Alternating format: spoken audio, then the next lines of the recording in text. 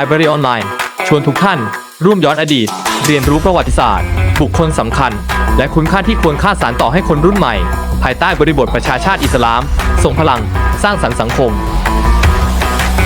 Bismillahirrahmanirrahim. Alhamdulillahi rabbil alamin wassalatu wassalamu ala asyrafil anbiya'i wal mursalin wa ala alihi wa sahbihi ajma'in. Allahumma arinal haqqa haqqan warzuqna ittiba'ah wa arinal batila batilan warzuqna ijtinabah. Amma ba'd. Alhamdulillah. Puji dan syukur kita panjatkan kepada Allah SWT. Dengan limpah kurnianya kita berada di jalan yang lurus, yaitu jalan al-Islam. Bulan Islam merupakan bulan yang ditetapkan oleh Allah Subhanahu Wa Taala sejak dahulu lagi, setelah Allah Taala menciptakan langit dan bumi, di mana Allah Taala menciptakan 12 bulan. Inna iddatash shuhur 'inda Allah 12 syahran. Nah, fi kitabillah minha yauma khalaqas samawati wal ard minha arba'atun hurum. Jadi dalam 12 bulan ini ada 4 bulan yang dinamakan bulan haram. Pentingnya kita mempelajari bulan-bulan Islam kerana kita sekarang berada di zaman globalisasi. Mungkin kita terpengaruh dengan kebudayaan yang bukan Islam, yang mereka mendahului bulan-bulan mereka. Kadang-kadang umat Islam sendiri tanpa mengetahui bahawa di sana ada bulan kita sendiri, kita ada takwim kita sendiri, ada kalendernya kita sendiri, yang mana di sana wajib kita mempelajari sebagai umat Islam. Dan kita mempelajari bulan-bulan Islam, kita akan mengetahui apakah kejadian-kejadian, apakah peristiwa-peristiwa yang berlaku di sepanjang sejarah. Di bulan Muharram ada tragedi atau peristiwa, di bulan Safar, bulan Rabiul Awal, Rabiul Akhir dan seterusnya. Ini semuanya ada peristiwa-peristiwa penting yang patut kita pelajari sebagai umat Islam, supaya kita mempelajari sejarah, mengambil pengajaran daripada apa yang berlaku di dalam sejarah. Bulan Muharram adalah salah satu daripada bulan yang diharamkan oleh Allah SWT. Kenapa yang diharamkan oleh Allah SWT? Ini kita akan mempelajari dan kita akan mengenal tentang kelebihan bulan Muharram.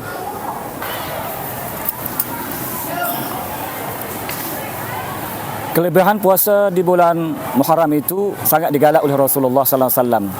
Tapi yang paling utama ialah pada tanggal 10 Muharram. Sebenarnya puasa pada tanggal 10 Muharram itu telah diamalkan oleh Rasulullah sallallahu alaihi wasallam sejak baginda berada di kota Mekah. Kerana pada masa itu orang-orang Arab jahiliyah pun berpuasa pada tanggal 10 Muharram. Anna Quraisyan kanat tasumu yauma Ashura fil jahiliyah. Orang Arab Quraisy selalu berpuasa pada tanggal 10 Muharram di zaman jahiliyah. Itu menjadi adat bagi orang Quraisy pada masa itu.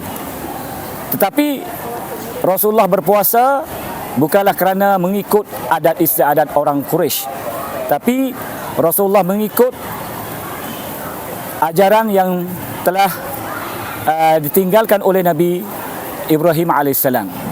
Jadi ada pendapat ulama mengatakan bahwasanya puasa 10 Muharram itu adalah peninggalan Nabi Ibrahim AS yang diamalkan oleh Arab jahiliyah, seperti mana ibadat haji. Jadi orang-orang Arab jahiliyah itu berpuasa pada 10 Muharram dan juga mengerjakan haji di setiap tahun. Apabila Rasulullah sallallahu alaihi wasallam berhijrah ke Madinah, Rasulullah melihat di sana ada sekumpulan manusia, iaitu para orang-orang Yahudi berpuasa pada 10 Muharram juga. Rasulullah menanya mereka itu, kenapa mereka itu berpuasa pada 10 Muharram juga? Jawab mereka, hadza yaumun najallahu Musa wa aghraqa Fir'aun wa ahlihi fasama Musa syukran lillahi subhanahu wa ta'ala. Orang-orang Yahudi menjawab kepada Rasulullah sallallahu alaihi wasallam bahwasanya mereka berpuasa pada 10 Muharram itu kerana 10 Muharram itu adalah bulan yang mulia. Hari 10 Muharram itu ada hari raya, hari keramaian bagi mereka kerana Allah Ta'ala telah menyelamatkan Nabi Musa dan pengikutnya daripada kejaran Fir'aun dan bala tenteranya. Dan fasama Musa syukran lillahi subhanahu wa ta'ala. Nabi Musa berpuasa untuk bersyukur kepada Allah Subhanahu wa ta'ala. Kalau kita kembali kepada sejarah bahwasanya Bani Israel itu telah dianiai, telah dizalimi oleh raja yang zalim iaitu Fir'aun laknatullah alaihi. Mereka memperbudakkan, memperhambakan Bani Israel, dipaksa untuk bekerja dan dipaksa untuk membangun piramid ataupun kubur Fir'aun itu. Ramai Bani Israel yang mati korban kepada penzaliman itu. Lalu Allah Ta'ala perintah Nabi Musa dan Nabi Harun adiknya itu untuk pergi ke Mesir untuk mengeluarkan para Bani Israel daripada Mesir dan melarikan diri kepada Palestin. Peristiwa ini apabila Nabi Musa AS berjaya melarikan Bani Israel dan sampai kepada pinggir laut, ada ulama yang mengatakan iaitu Laut Merah, maka satu mukjizat yang ditunjukkan oleh Allah SWT iaitu lautnya terbelah dan Nabi Musa dan kaumnya berjaya menyeberangi Laut Merah dan Fir'aun akhirnya mati tenggelam di dalam laut itu. Itulah pengajaran yang kita dapat daripada peristiwa itu. Dan Rasulullah sallallahu di antara peristiwa penting di bulan Muharram ialah pada tanggal 10 Muharram, iaitu peristiwa syahidnya cucu Rasulullah sallallahu alaihi wasallam, iaitu Sayyidina Husain bin Ali bin Abi Talib radhiyallahu anhuma. 10 Muharram adalah peristiwa berdarah di mana Sayyidina Husain dibunuh dengan cara zalim oleh panglima perang Khalifah Yazid bin Muawiyah, iaitu panglimanya yang bernama Ubaidillah bin Ziyad. Jadi selama mana peristiwa ini berlaku, ada dua kelompok yang mempunyai pendirian yang berbeda. Di antara kelompok yang pertama yang bernama kelompok Syiah, orang yang menyokong dan orang yang mau Sayyidina Ali menjadi khalifah selepas kewafatan Rasulullah sallallahu alaihi wasallam.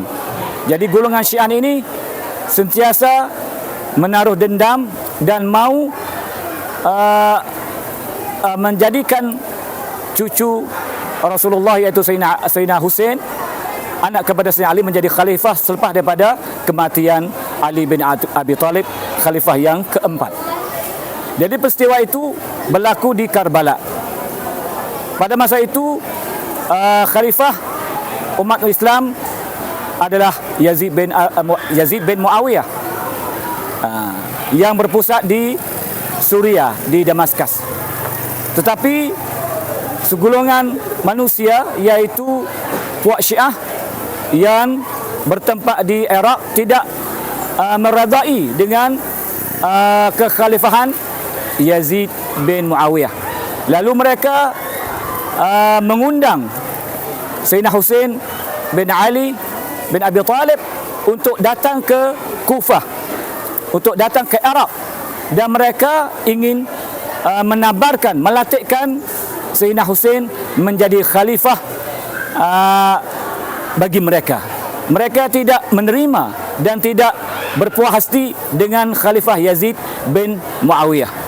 Lalu pada tanggal 8 Muharram keluarlah Sayyidina Husain alaihissalam ke Iraq, dan pada tanggal 10 Sayyidina Hussein dikepung oleh penglima Yazid bin Abi Sufyan yang bernama Ubaidillah bin Ziyad, dan pada 10 Muharram Hussein dibunuh dan dipotong kepala dan dibawa kepala Hussein ke Suria, ke Damaskus yang menjadi ibu kota Khalifah Bani Umayyah. Dengan kematian Hussein itu memupuk rasa dendam dan kemarahan bagi penyokong-penyokong Hussein, iaitu yang digelarkan puak-puak Syiah. Lalu mereka mengadakan perayaan untuk melahirkan kedukacita mereka terhadap kematian Sayyidina Hussein, cucu kepada Rasulullah SAW. Tapi perayaan mereka itu adalah bercanggah dengan Islam. Mereka ambil pisau atau pedang dan menghiris dan ataupun memukul badan-badan mereka ataupun anggota mereka sampai berlumuran darah. Ini adalah bercanggah dan hadis Rasulullah SAW yang bersabda, "Laisa minna man darabal khudud wa syaqal juyub wa da'a bi da'wal jahiliyah." Rasulullah bersabda, bukan daripada golongan kami orang yang apabila ada orang kematian mereka memukul-mukul pipi, menampar-nampar pipi dan mengkoyakkan baju mereka, merebek-rebekkan baju mereka, dan mereka menyuruh dengan seruan jahiliyah. Itu memang jelas bahawasanya kematian Hussein itu telah diadakan oleh golongan Syiah dan mereka itu betul-betul melampaui batas. Dan ada satu kelompok lagi yang bernama Nawasib. Kelompok ini benci kepada Sayyidina Ali dan benci kepada keluarga Sayyidina Ali bin Abi Talib. Mereka ini bernama golongan Nawasib. Pada 10 Muharram juga golongan Nawasib ini mengadakan pesta. Mereka bersukaria kerana pada 10 Muharram mereka itu bergembira kerana kematian Husain bin Ali radhiyallahu anhuma. Itulah dua peristiwa yang berlaku dalam sejarah. Bulan Muharram ataupun bulan Ashura, apa kaitan dengan bubur Sura ataupun bubur Ashura yang selalu terkenal di kawasan Asia Tenggara ataupun di Nusantara, baik di Thailand, di Malaysia ataupun di Indonesia. Apabila datangnya bulan Muharram, terutamanya 10 Muharram, diadakan bubur Sura ataupun bubur Sura. Nah, bubur Sura ini adalah satu masakan orang-orang Melayu. Tapi apakah hubungan dengan sejarah Ashura? Ada beberapa pendapat yang mengatakan bahwasanya bubur Ashura itu mereka mengingatkan peristiwa banjir besar, iaitu semasa Nabi Nuh AS. Semasa itu Nabi Nuh di dalam bahtera, dalam kapal itu tidak ada makanan, maka baginda mengumpul segala kacang-kacang dan beras, gandum, dan dimasakkan dalam satu bekas, maka dinamakan Ashura. Lalu bubur Sura sekarang yang diamalkan oleh masyarakat Melayu tempatan kita ini di setiap tahun adalah mereka mengingatkan peristiwa banjir besar di masa Nabi Nuh. Itu adalah cerita riwayat tempatan, tidak ada dalil yang kuat. Nah, dan ada orang kaum yang bawa masuk adab ataupun kebudayaan ini adalah golongan Syiah. Kerana mereka mengatakan hari 10 Muharram itu Sayyidina Hussein sebelum dia mati, maka dia dalam keadaan kelaparan, kehausan. Maka untuk mengingatkan kepada Sayyidina Hussein, maka umat Islam ataupun kaum Syiah dia buat satu bubur, iaitu dia makan bubur Ashura ataupun bubur Sura yang kedua. Dan ada lagi pendapat ataupun kaum yang lain yang mengatakan bubur Ashura adalah makanan tradisi terutama di Indonesia. Apabila datangnya bulan Muharram, mereka buat bubur Sura kerana untuk menyambut tahun baru Islam. Itulah sejarah seminta selalu tentang Muharram, tentang kelebihan bulan Muharram tentang kelebihan bulan tanggal 10 Muharram. Nah, dan akhirnya adat istiadat bubuh surah di tempat kita. Khulasahnya, konklusinya ialah kita sebagai umat Islam, kita perlu kita membesarkan bulan-bulan Islam.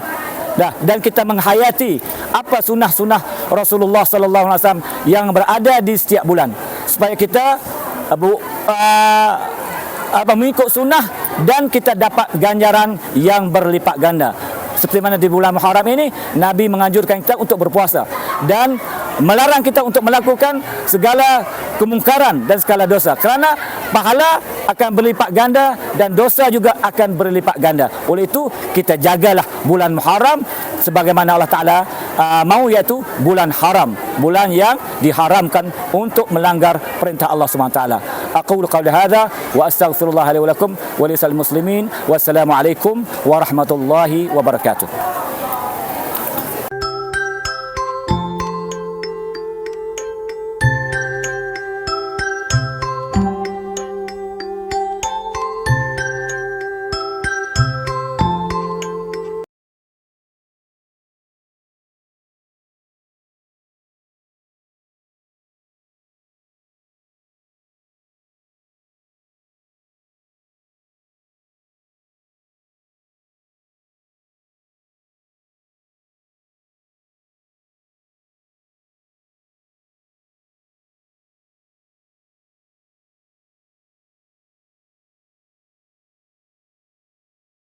ติดตาม Library Online ได้ทุกวันอังคารทาง YouTube Spotify และทุกแพลตฟอร์ม อัตตันเรดิโอ